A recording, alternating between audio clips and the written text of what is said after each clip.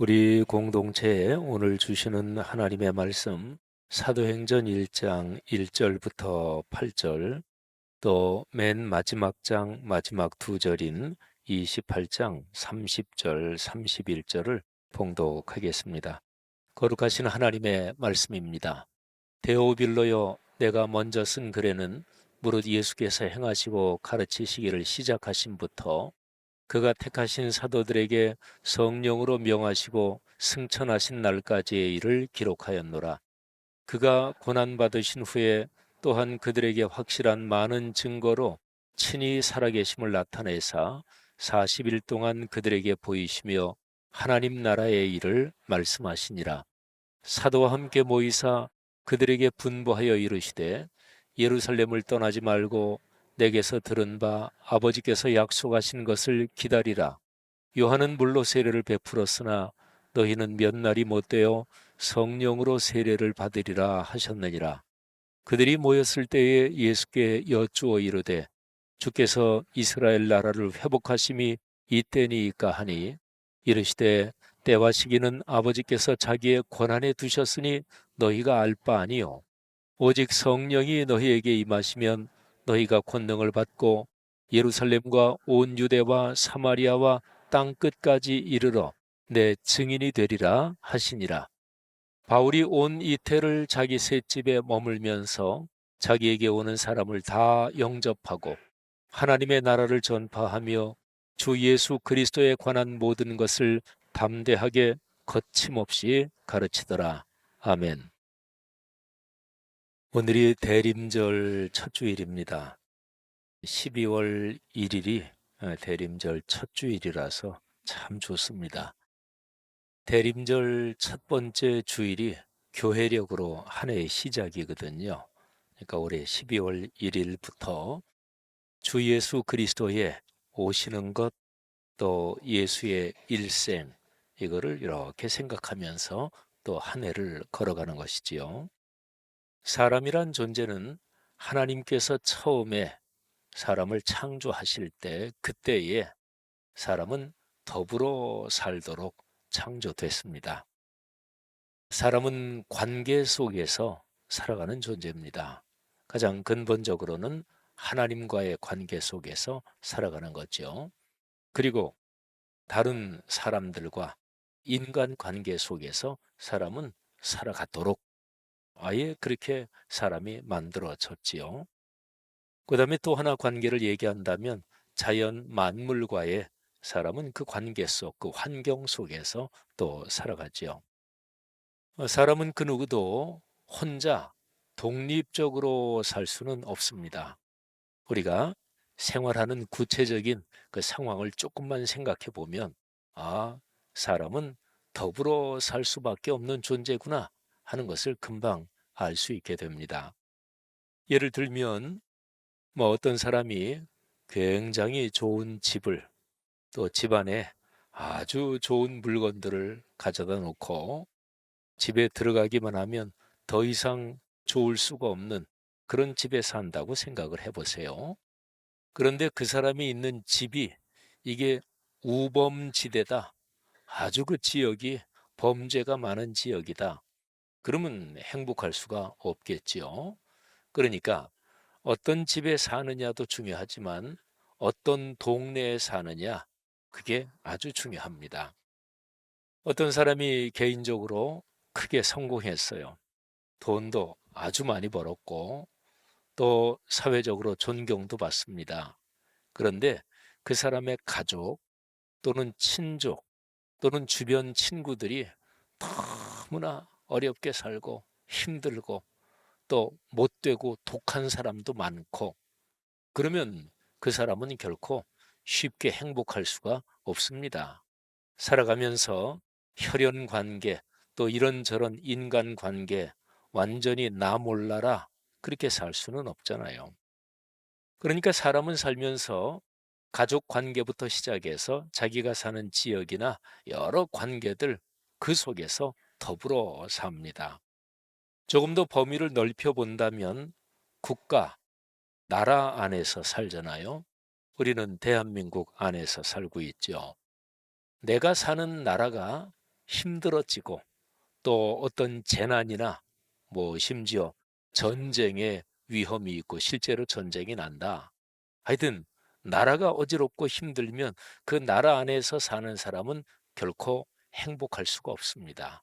그러니까 나라가 든든해야 합니다.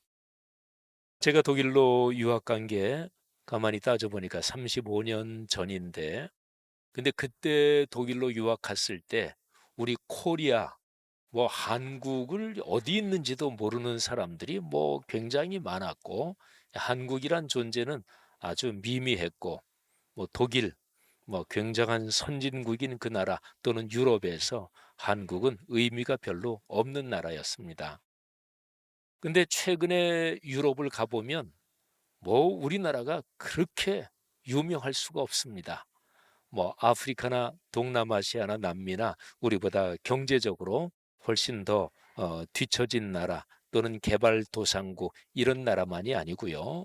유럽이나 이런 선진국에서도 우리나라가 얼마나 인기가 있고 또 우리나라를 높이 보는지 모릅니다. 여러분, 그러니까 요즘 시절에 대한민국 사람으로 산다. 그건 참 괜찮은 거지요. 아무튼요, 사람은 자기가 사는 나라, 그 나라가 든든해야 합니다. 나라가 흔들린다. 그러면 그 나라에 있는 사람들 전부 다 누구나 할 거 없이 삶이 어려워지는 거지요. 자, 그리스도인은 두 개의 나라에 동시에 국적을 가지고 사는 사람입니다. 요즘 이런저런 표현으로 하면 이중 국적을 가지고 사는 사람이지요. 우리나라 또 선진국 이런 데는 이중 국적을 허용하는 나라들이 많아요. 그거는 제가 보기에 기독교적으로도 참 바람직한 일입니다. 아무튼요, 먼저 첫 번째 국적은 우리가 있는 대한민국, 여기에 국적을 가진 거죠. 또 요즘은 우리나라에 살고 있는 사람 중에서 미국이나 또 다른 나라 국적을 가지고 사는 태생은 한국 사람인데 그런 분들도 많이 계십니다만, 아무튼 내가 실제적으로 어느 나라 국적을 가지고 있다. 예, 그 나라의 국민, 그 나라의 시민이죠. 그다음에 두 번째는 하나님의 나라, 여기에 시민권을 가진 그 사람이 바로 그리스도인입니다. 그런데 이 두 가지 중에서 더 근본적이고 그리고 더 깊은 토대가 되는 것은 하나님 나라의 시민이다. 이것이 더 근본적입니다. 어떤 사람의 신앙이 그 사람 신앙이 참 깊어. 신앙이 참 좋아. 그러면 뭘 보고 그렇게 얘기할 수 있을까요? 여러 가지로 설명할 수 있겠죠. 그런데 제가 지금 말씀드린 이런 측면에서 설명하면 그 사람이 나는 하나님 나라의 시민이다. 나는 하나님의 백성이다. 이 생각이 굉장히 확고하고 또 실제적인 모든 생활을 나는 하나님 나라 시민이야. 이 생각을 갖고 긍지를 갖고 감사하며 살아가는 그 사람이 신앙이 깊고 그리고 신앙이 성숙한 사람인 거죠. 사랑하는 여러분, 예수 그리스도께서 이 세상에 육신을 입고 오시는 크리스마스, 그를 기다리는 대림절 기간을 우리가 이제 4주간 걸어갑니다. 여러분의 삶에 예수께서 오셔서 선포하고 활짝 열어놓으신 하나님의 나라, 그것이 여러분의 삶에 충만하기를, 그래서 이 세상에 이런저런 쉽지 않은 어려운 일을 하나님의 나라 시민이다, 이 긍지와 이 확신을 가지고 넉넉하게 이겨내시기를 주님의 이름으로 축복합니다.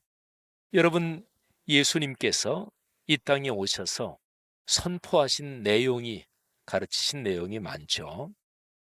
3년 동안 예수님은 하나님의 말씀을 가르치셨고 또 병자도 고치셨고 또 어려운 사람을 위로하셨고 귀신도 내쫓으셨습니다.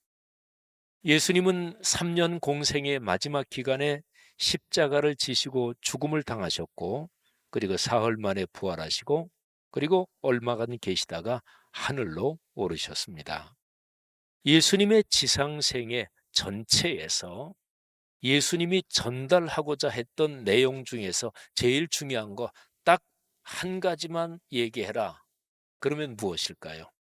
예수님이 가르친 말씀, 예수님의 생애를 기록한 사복음서, 마태복음, 마가복음, 누가복음, 요한복음, 이 사복음서에 가르침이 많잖아요.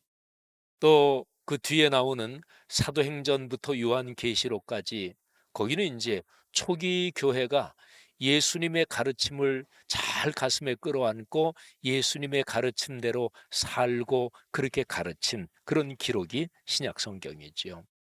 근데 하여튼 이 전체 내용 중에서 예수님께서 제일 중요하게 생각한 가르침 한 가지만 얘기하라 그런다면 어떤 것이 될까요? 자, 예수님께서 이 땅에 오셔서 공적인 활동을 시작하실 때 제일 첫 번째 말씀하신, 그러니까 예수님의 공적 생애 제1성, 그걸 한번 살펴보겠습니다. 자, 마가복음 1장을 볼 텐데요. 마가복음은 예수님의 생애를 기록한 네 개의 복음서 중에서 제일 첫 번째로 기록된 첫째 복음서입니다. 마가복음 1장 14절 15절 말씀을 한번 들어보세요. 요한이 잡힌 후, 요한은 세례 요한을 말합니다. 세례 요한이 체포되고 감옥에 갇히죠. 그런 다음에 예수께서 갈릴리에 오셔서 하나님의 복음을 전파하며 이르시되 때가 찼고 하나님의 나라가 가까이 왔으니 회개하고 복음을 믿으라 하시더라. 아멘. 여러분, 여기 1장 15절에 하나님의 나라가 가까이 왔다, 이것이 예수님의 제1성에서 핵심입니다. 그러니까 예수님은 이 땅에 오셔서 하나님의 나라를 전하기 위해서 오신 거예요. 하나님의 나라를 열기 위해서 오신 것입니다. 예수님께서 사역하시면서 가르치신 수많은 말씀이 있는데 그중에서 가장 주옥 같은 말씀만을 모아놓은 게 산상설교죠. 마태복음 5장, 6장, 7장에 기록이 되어 있습니다. 근데 산상설교 내용 중에서 예수 그리스도께서 문구까지 정확하게 가르쳐 주신 기도문이 그 안에 들어 있어요. 주기도문이죠. 근데 주기도문은 하나님과 연관된 세 가지의 기도, 또 우리의 구체적인 생활하고 연관된 세 가지의 기도, 이 기본 내용이 주기도문이 그렇습니다. 근데 하나님과 연관된 세 가지 기도가 이렇지요. 하나님 아버지의 이름이 거룩히 여김을 받으시옵소서. 아버지의 이름. 그다음에 아버지의 뜻이 하늘에서 이루어진 것처럼 우리가 사는 이 땅에서도 이루어지게 하옵소서. 세 번째는 아버지의 나라가 우리가 사는 이 땅에 오시기를 원합니다. 자, 세 가지. 하나님의 이름, 하나님의 뜻, 하나님의 나라. 근데 이거는 표현이 다르지 사실은 똑같은 얘기입니다. 일맥상통해요. 그래서 세 개 중에서 어떤 거를 가지고 설명해도 좋은데 하나님의 나라, 이거를 가지고 설명하는 게 제일 좋습니다. 자, 예수님이 하나님의 나라가 너희가 사는 그 삶, 가정과 동네와 너희 인생, 너희가 사는 사회, 국가에, 오늘의 세상에 하나님의 나라가 오시도록 너희가 기도해라. 하나님의 나라는 어떤 상황이 하나님의 나라일까요? 하나님의 나라에서는 하나님 아버지의 이름이 높임을 받습니다.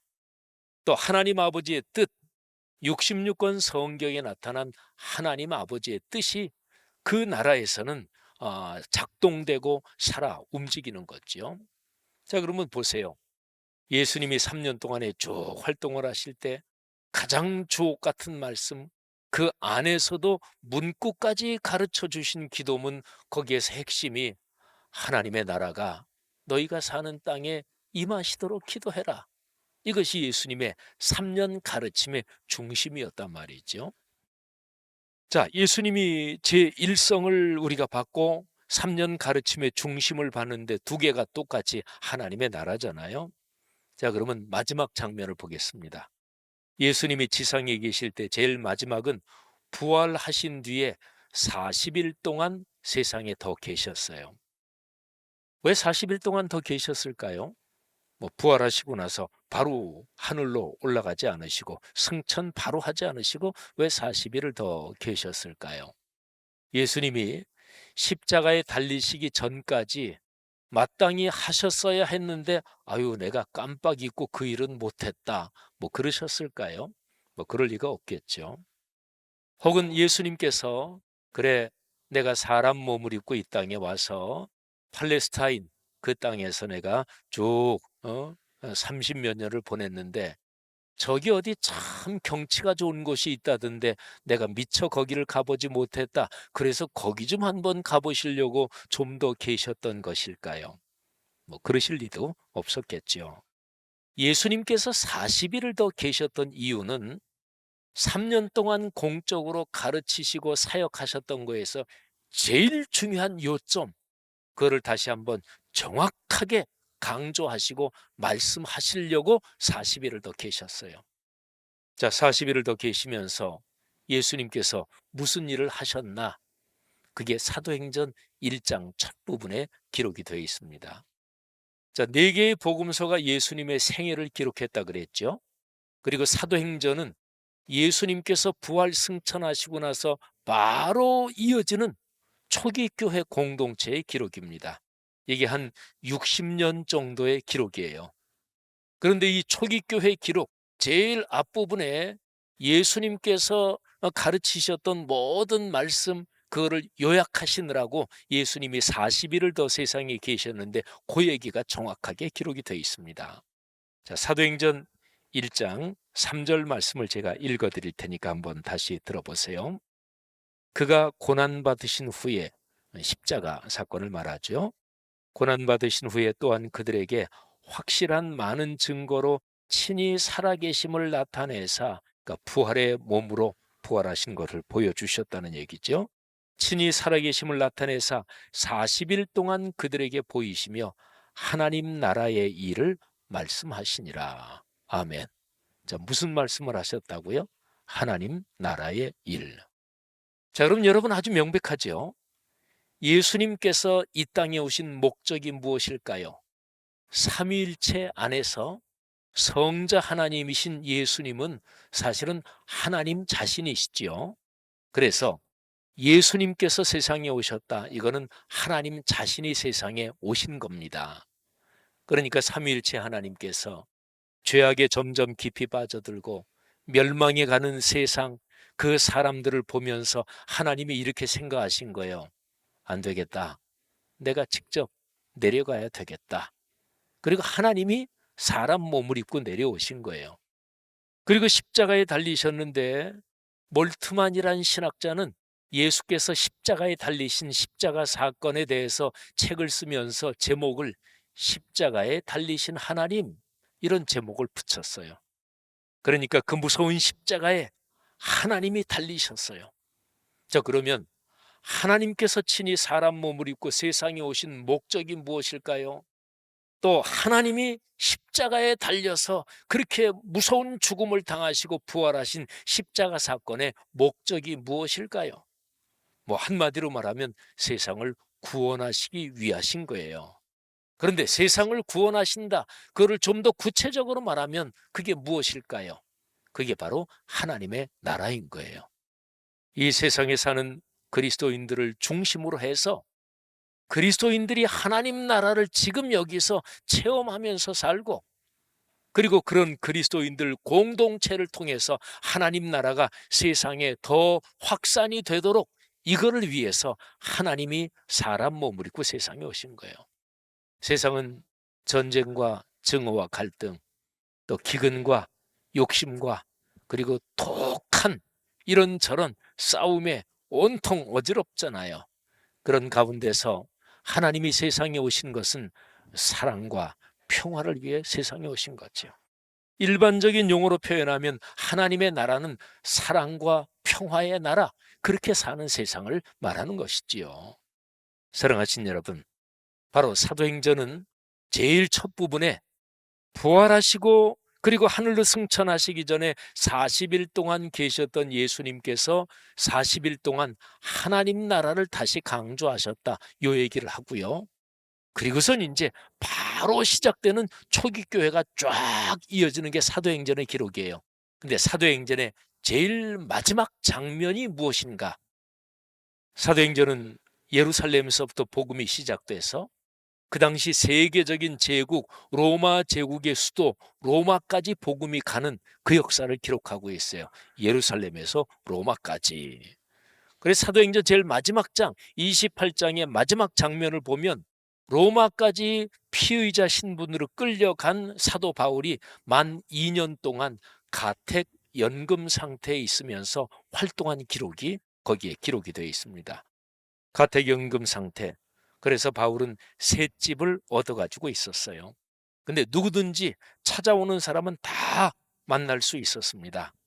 그런데 그 바울의 활동을 사도행전의 마지막 장 마지막 두 절은 다음과 같이 기록하고 있습니다.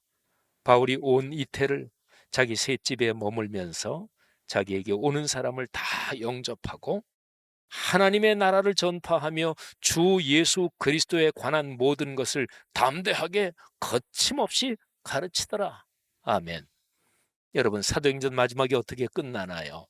하나님의 나라를 전파했다. 이렇게 끝났죠. 자, 그러면 일맥상통하게 굵은 선이 확실하게 보이잖아요. 하나님이 사람 몸을 입고 이 땅에 내려오셔서 예수 그리스도께서 공적 활동을 하시면서 선포하신 제1성이 하나님 나라가 가까웠다. 하나님 나라는 예수 그리스도 그분의 삶, 그분의 가르침 안에서 작동하기 시작한 거예요. 그분이 가르쳐 주신 제일 귀한 가르침 주기도문에서 하나님의 나라가 너희의 삶에 오기를 기도해라. 그리고 부활하시고 나서 40일 동안 계시면서 다시 한번 하나님 나라를 강조하셨고, 그리고 초기 교회는 그 가르침을 오롯이 온 가슴에 품고 하나님 나라를 전파하며 살았던 거예요. 그게 바로 교회입니다. 자, 여러분, 오늘 제 설교에서 마지막으로 가장 중요한 얘기 한 가지를 하겠습니다. 그러면 이 하나님 나라가 그렇게 작동하고 움직이는 동력이 무엇일까요? 굉장히 좋은 세계 최고급 차를 한번 머리에 떠올려 보세요. 뭐 사지는 못해도 세계 최고급 몇십억 드는 차도 있다 그러더라고요. 그런데 그런 차가 엔진이 망가졌다, 또는 요즘 전기차 많이 늘어나는데 근데 배터리가 없다, 그러면 뭐 가지 못하고 그냥 모양뿐이잖아요. 그렇죠? 사랑하신 여러분, 하나님의 나라가 말만이 아니라 실제로 그렇게 작동하는 동력이 무엇일까요? 그게 바로 사도행전 1장 8절이에요. 사도행전 1장 8절은 세 문장으로 요약될 수 있습니다. 첫째, 성령이 오신다. 두 번째, 하늘의 권능을 받는다. 그리고 세 번째가 아주 중요합니다. 너희가 증인이 된다. 사람 인자니까 너희가 사람이 된다. 예수의 사람이 된다. 예수를 닮은 사람이 된다. 예수의 온유함과 겸손과 희생과 그 섬김을 닮은 사람이 된다. 예수의 인품을 닮아간다. 사도행전 1장 8절은 표현으로 보면 여기까지입니다. 사도행전 1장 8절에는 전도한다, 요 전도한다, 증언한다, 요거는 표현 자체는 들어있지 않아요. 내용상으로는 들어있는 거죠.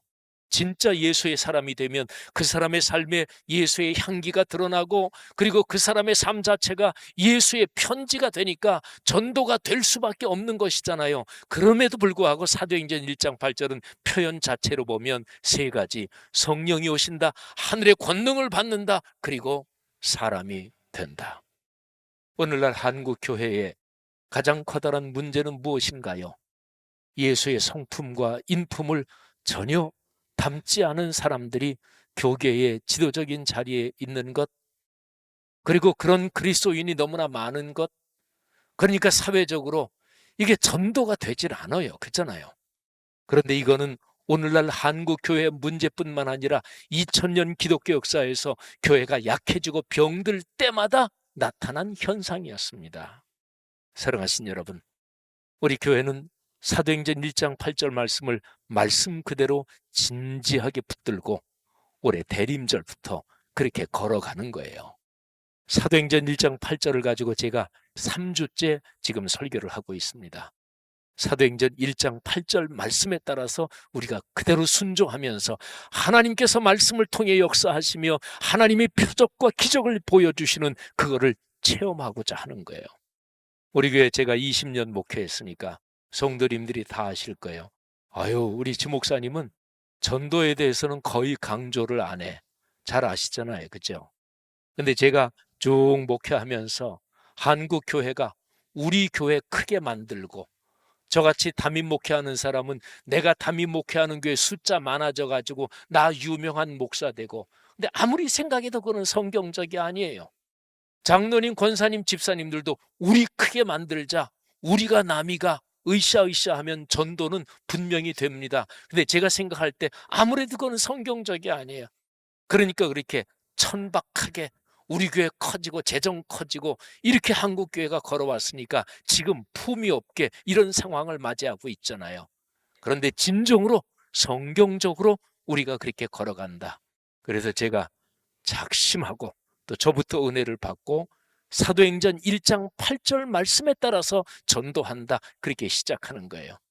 우리가 한 사람이 3명에서 5명씩 전도 대상자를 정하면 동네마다 한 20여 명 되고 전교회적으로는 5천여 명이 될 것입니다. 이분들을 붙들고 이분들을 진정으로 위해서 기도할 때 그분들이 전도되는 거는 두 번째예요. 여러분과 제가 먼저 변화되는 거예요. 예수의 사람으로. 예수의 인격을 닮으면서. 우리가 문제잖아요.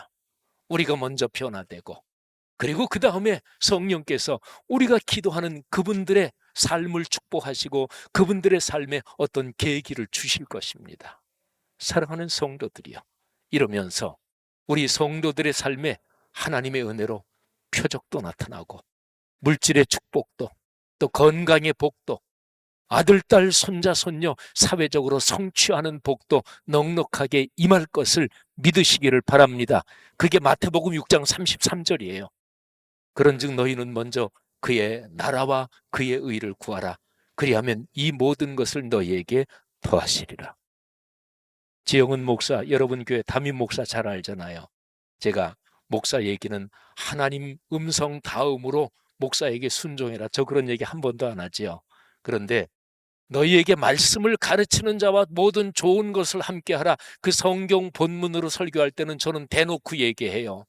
담임 목사를 위해서 기도하셔야 됩니다. 담임 목사 아끼고 사랑하셔야 됩니다. 개인적으로 좋고 이걸 떠나서 공적으로 이 교회 담임 목사니까 저는 성경적으로 얘기할 때는 다른 목회자들이 부흥 강사 불러서 애둘러서 얘기하고 그런 걸 전 직접 얘기하잖아요. 사랑하신 여러분, 사도행전 1장 8절 말씀을 붙잡고 우리가 60주년 사역 마무리하는 2025년을 걸어가면서 하나님의 기적을 체험하시기를 주의 이름으로 축복합니다. 여러분의 삶에 하나님의 큰 복이 임할 것입니다. 이 축복 붙잡고 걸어가고 성경 말씀이 오늘날도 살아서 움직이고 하나님께서 오늘날도 일하시는 그 놀라운 일을 체험하는 우리 교회 공동체 모두가 되기를 주님의 이름으로 축원합니다. 자, 기도하겠습니다. 이 시간에 들은 말씀 가슴에 끌어안고 한번 결단하며 기도하겠습니다. 예수 믿으신 지 오래되시는 분들도 계시죠. 물론 모태신앙인 분들도 계세요. 근데 모태신앙이 아니라면 지금까지 살아오면서 언젠가 예수 믿을 때 어떤 사람이 전도해서 예수 믿으셨겠죠? 저는 고등학교 1학년 때 제 친구 덕분에 교회 나와서 예수님을 알게 됐습니다. 모태신앙도 또 부모님의 인도로 예수를 믿은 거잖아요. 근데 지금까지 살아오시면서 나는 내가 전도한 사람 하나도 없다. 나는 값없이 은혜를 받았는데, 우리가 너무나 많이 들은 얘기 있잖아요. 그런데 신앙생활을 하다 보면 다 종교적으로 습관적으로 교회 생활도 그냥 종교단체 신앙, 그러면서 성경 말씀의 진지한 뜻은 다 옆으로 밀려나고 그저 교회 생활도 그저 종교적인 관습으로 적당하게 하고 그러면서 인생길 걸어가는 거예요. 성경 말씀을 체험해야 되잖아요. 성경 말씀의 축복을 한번 체험해 봐야 되잖아요.